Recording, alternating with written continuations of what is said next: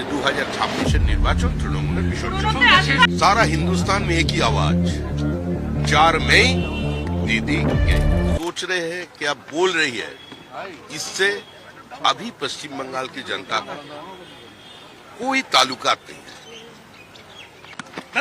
Second list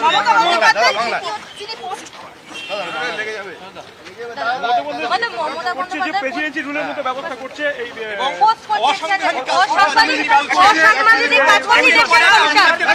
police অফিসারদের বদলে সরব হয়েছেন তিনি সোশ্যাল মিডিয়ায়। একের পর এক আমলাদের বদল করা হয়েছে বদল নিয়ে তিনি সরব হয়েছেন এবং ইলেকশন কমিশন পার্ক স্ট্রিট কাণ্ডে যে পুলিশ অফিসার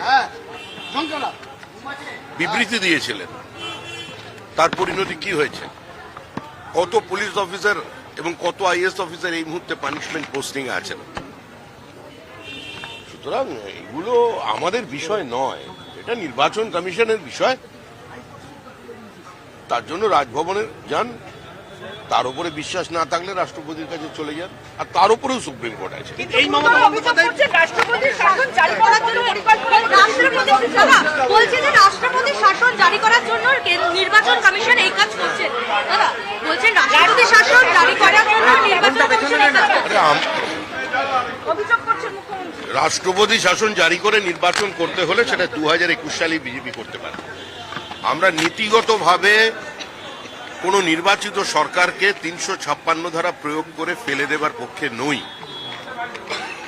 তৃণমূল কংগ্রেসের লড়াই মামাটি মানুষের সঙ্গে লড়াই। তৃণমূল কংগ্রেসের লড়াই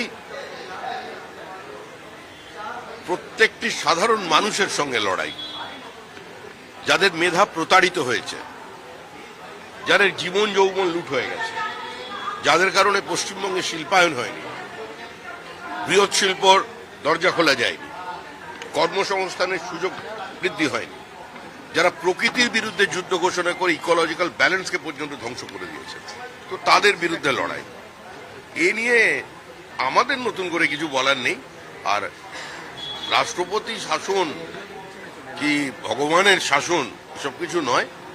উনি বিভিন্ন দেবতার মন্দিরে যাচ্ছেন, কিন্তু পশ্চিমবঙ্গের যে গণদেবতা তারা সিদ্ধান্ত নিয়ে ফেলেছেন